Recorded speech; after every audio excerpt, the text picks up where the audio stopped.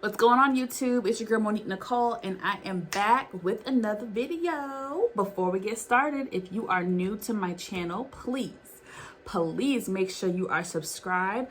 Please go ahead and click that subscribe button down below to help support your girl, okay? Today, honey, we are going to be discussing The Real Housewives of Atlanta, Season 13, Episode 10. This episode was titled, What Happened in the Dungeon? It also could have been titled Strippergate. It also could have been titled Freak Hoe, because let me tell you, this whole episode, Future's Freak Hoe song was in my head playing. I mean, these girls was, baby, they was getting it, okay? This episode did not disappoint. I was very entertained from start to finish. Most people, I feel like, on social media were having positive comments and were entertained. There were some people saying, oh, y'all overhyped it. I was entertained. I don't know about y'all. I hope y'all were too. But let's get started. So the episode kicks off with, you know, the girls are celebrating Cynthia's bachelorette party that Miss Kandi Burruss put together. Can we just say Kandi was like the best host? I mean, from start to finish, I love how Kandi planned it. The thought, the execution, the detail that she put into it, okay? Can we get into the ladies' outfits? Can we get into the ladies' outfits, first of all? First of all, now I know some of the girls, you know, are blessed with a nice bouquet, but some of them was quite shocking. Can we talk about Marlo's booty? Marlo's clappers? Okay, now Portia, we always knew Portia had a big donk, but I mean, Portia's ass was out. I mean, all the ladies are honestly beautiful. I mean, Kandi looked gorgeous too. I just loved it. I loved everyone's outfits for the most part. Drew's outfit was, you know, a little, and I love Drew. I really love Drew. Her outfit wasn't that great to look at, but you know, everyone looks beautiful, okay? So it was cake, it was booty, it was everything, y'all. So Kandi was the mistress, okay? And I guess the other girls were like, I don't want to say her slave, but they were what? Her servants for the night? I don't know, because Kandi had her whip, and it was just, yes, mistress, yes, mistress. Yeah, it was fun, it was flirty, it was sexy, it was hilarious, honestly. So the girls get downstairs. Cynthia gets dressed, okay? Because remember, this was all a surprise for Cynthia. She had no idea that this was planned. All the other ladies knew what was planned, but Cynthia was still in the dark. So they surprised her, and they had her go upstairs to get changed, and Marlo went up there to help her. So when Cynthia came back downstairs, honey, they're in the living room, and now in walks Bolo, okay? Bolo. Now, when it comes to male strippers, you know, I'm pretty picky when it comes to male strippers, because I feel like sometimes they can be super cheesy, super lame. Their outfits be whack. They be doing like too much. Bolo, while I did not like Bolo's outfit, Marlo said it was fake Chanel. I do not know if it's fake Chanel. I don't know. I can't afford Chanel, so I don't know what the real thing looks like. But even though his outfit was questionable, Bolo is a very, very attractive man. I mean, he is very attractive, okay? And apparently he has a third arm. So let's just say the ladies were very entertained by Bolo, especially Miss Portia. Portia, baby. Again, all the girls were drooling over Bolo, but Portia was definitely feeling Bolo a lot more. I mean, she even put her big clappers on the brother, okay? Now, can we talk about how cheap Cynthia is? Now, look, I can be frugal. I like to think that I am frugal, okay, for the most part. I have my moments, but I'm a frugal person. However, there is cheap and there is frugal. Cynthia Bailey, mind you, Kandi provided $4,000 for the girls in cash, okay? Cash money for them to make it rain. 4 G's. Cynthia Bailey gonna go and give Bolo $4. nigga 4 singles. She said, I'm not gonna make it rain, I'm gonna make it drizzle, honey. So 1, 2, 3, 4. I was cracking up. That was so funny.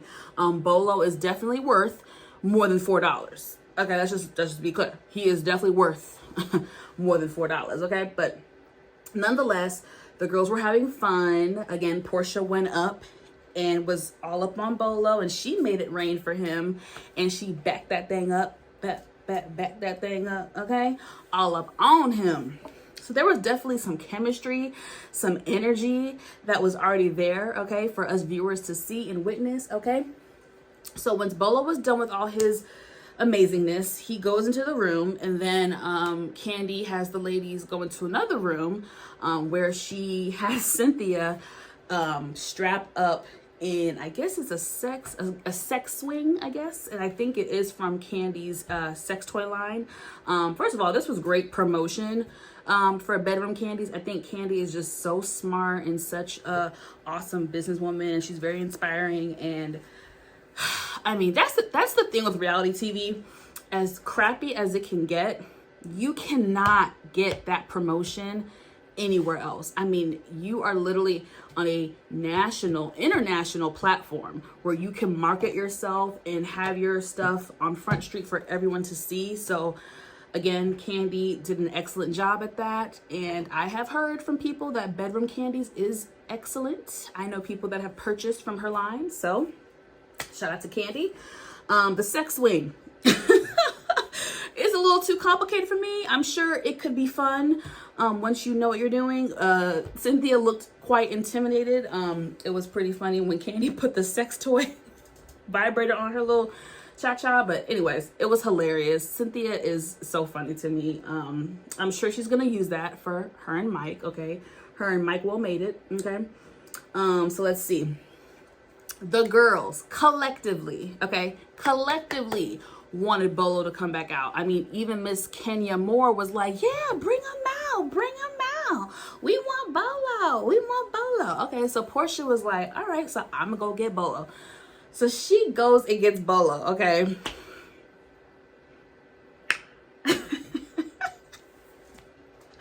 I'm sorry, this shit was so funny. Portia goes in the room to get the stripper, okay? I don't know if she was drunk or horny, but she put on this like sexy, like white girl porn star voice. She was like, let me try to get it right, y'all. Hey, so the girls want to know if you'll come back out. Oh, okay. And do what? I don't know, party. Oh, okay. Are they still filming out there? Nah, it's cool. All right, I'll be out there in a few minutes. All right.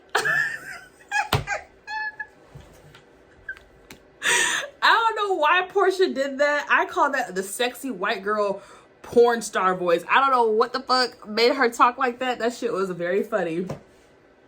So while she gets Bolo, the girls are in the other room, and LaToya was like, look, we can't have fun because these damn cameras are here. And Kandi was like, I don't give a fuck about these cameras. I was like, okay, Kandi. Like, Kandi is just fucking cool as shit. She was like, I don't care about these damn cameras. We gonna turn up regardless. But production, you know, I guess they got enough footage for the night, so they agreed to like de-mic everybody and pack it up so the girls can really turn up and really enjoy themselves and have a real bachelorette party. It's really interesting how the last 2 years in reality TV on various networks, various TV shows, we have really seen them breaking the fourth wall. Like, this has never been this was such a taboo. Like, you could not do this in reality television. This was like a huge no. And the fact that the last 2-3 years, well, I'll say 2 years, the last 2 years, we're seeing so many shows break the fourth wall. It's just so interesting. So they break the fourth wall. We literally see them talking to production. All the girls are getting demiked. And they're like, bye, production. Like, the girls are excited because now they can turn up and don't have to worry about, you know, being recorded or it going public. And, you know, I understand. Like, I cannot imagine what that's like to be a celebrity, even if it is reality TV star, whatever it is. It's like, you know, your every move is under a microscope. So listen, they're human. They want to turn the fuck up. And I would be turning up right there with them. Okay? Okay. So, honey,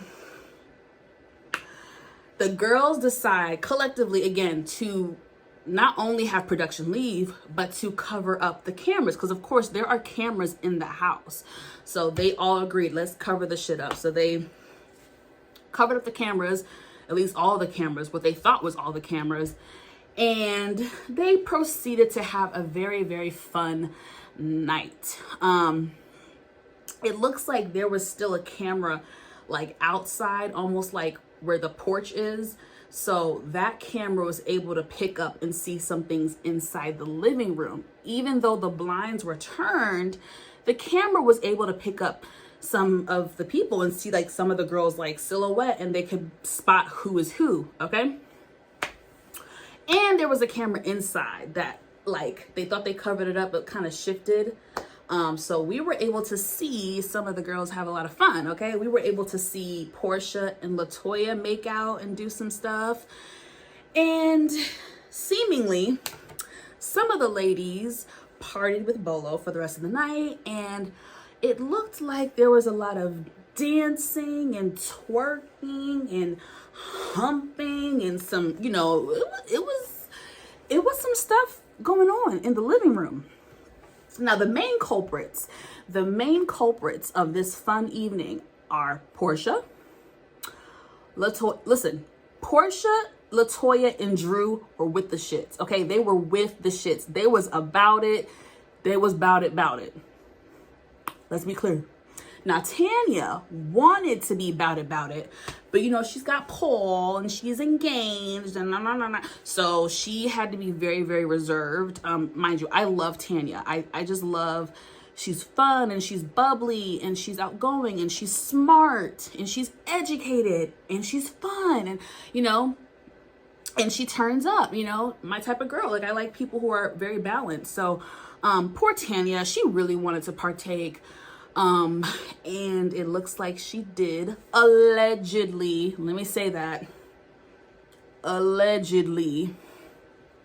Because honestly, you know, in the news and media, it was reported that Portia and Tanya had a threesome, allegedly, with Bolo. But I'm sorry, Drew was with the shits, okay? Because honestly, it could have been Drew. But nonetheless, the girls had fun and I enjoyed it, okay? So the next morning, okay? Everybody's waking up kind of late because motherfuckers was turned up. So production captures Bolo left at 7 a.m. So Bolo was there all night. Whose room did he sleep in? We may never know, but we can assume it was Portia's room. Next morning, everyone wakes up. Everyone is cool, collected, just gathering themselves, had a fun night, blah, blah, blah, blah, blah. Even Cynthia, I think, woke up at 11 a.m. So everyone really slept in. Kenya decides to do what she does best and be the antagonist and blow up the spot. So she goes around and just talks to everybody like, oh, I heard some noises last night. Of course, she had baby Brooklyn with her, so I guess she had to come downstairs and go in the kitchen and grab a couple things and come back up. But low-key, no, Kenya was fucking spying the whole night. And I get it, the girls were turning up, they were being loud. So, of course, I would be nosy too. I don't want to see what's going on.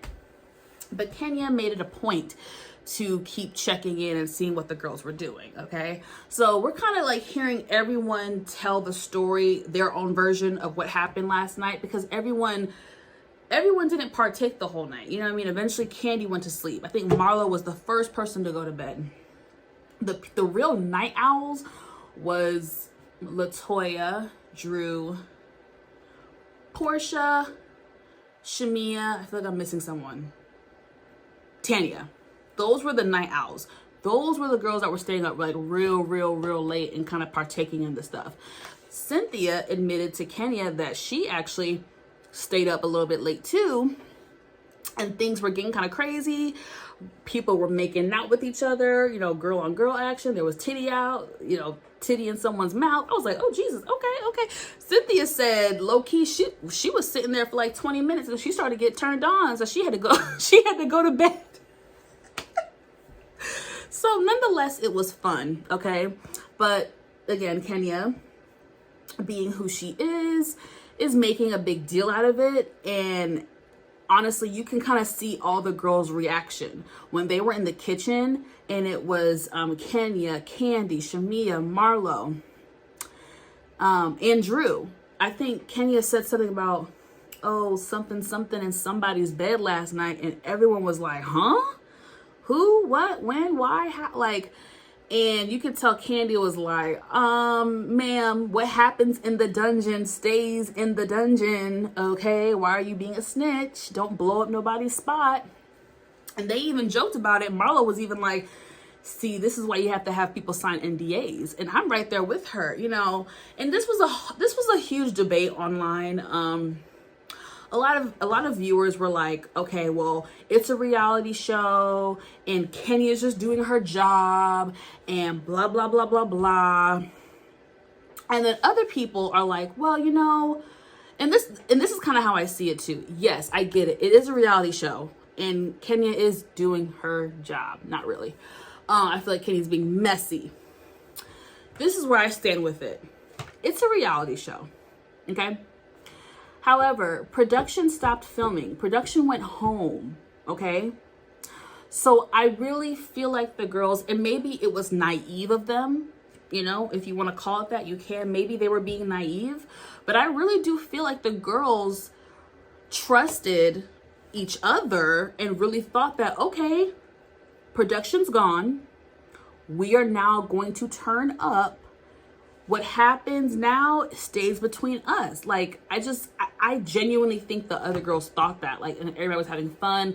Like, even Marlo didn't really partake in everything, but she wasn't going to say anything. She was just going to be, she wasn't going to say anything. And so it's just like, the fact that no one else said anything except for Kenya, it is bothersome. And it just goes back to why, like, it just goes back to the points that people make about not liking her, because it's like, it's always Kenya. Kenya always has to be the negative one. She always has to be the one to try to like blow up someone's spot. She always has to be the one. It's just like, and then she likes to play the victim a lot. So that's why it is hard for people to also sympathize with Kenya, because she loves to throw a stone and then hide her hands and then want you to sympathize with her when it's her on the receiving end. So again, honestly, if it wasn't for Kenya, no one, like the world, none of us viewers would have ever known that a possible alleged threesome took place. We would have never known. All we would have known is that the stripper was there and the girls were, you know, dirty dancing, grinding, humping him, whatever he was doing. He was doing stuff with some of the girls. And I mean, that's part of, I don't feel like that's bad. That's part of going to a strip club. Dudes pay for lap dances where the girls grind on them. So, but some of the ladies are trying to say that something more happened. So, I don't know. And honestly, poor Tanya. Tanya does not have a good poker face. I don't know if you guys caught that, but when Kenya was talking to, and again, let me say this.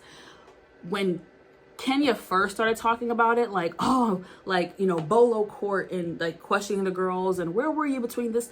At first, it was funny. At first, it was laughable. But when she kept going and going and going and going, and it was like, okay, bitch, you're trying to make this a thing. And we were all in agreement that we weren't going to make this a thing. You know, it's just like, it sucks. And Kenya wants to talk about sisterhood. Well, it's like, damn, bitch, why you got to be the one chick that's going to blow up the whole thing? You know, so I sympathize with the girls. Tanya looked guilty. I'm going to be very honest. Portia is a better liar than Tanya. Tanya was trying to lie, but she does not have a good poker face. Tanya looked very guilty. I'm gonna be honest. In my opinion, she looked guilty from the start. She did. She looked really guilty and uncomfortable. I feel like Portia kind of played it off a little bit better, but Portia's single. Portia is single now. You know what I mean? I think if it was just Portia involved, she would have owned it. But because another woman was involved and who's her close friend, who is also engaged, I think Portia didn't really want to admit anything. But we all can see from the footage that she definitely was feeling Bolo. There was a lot of chemistry and vibes there. So next week, honey, the girls are going to have a conversation where it looks like Kenya is going to be stirring the pot, per usual. And I think there's just going to be a lot of stuff going to pop off. And I think this is really where the season, hopefully, from what they say, this is where the season will kind of get better, and there will be more drama and more, entertaining factors. It took a good 8, 9, 10 episodes, but we're finally getting the excitement from Housewives of Atlanta that we all miss and love. Okay, y'all, that is my review. Thank you so much for watching. Again, please thumbs up this video and subscribe to my channel, and I'll see y'all next time. Bye.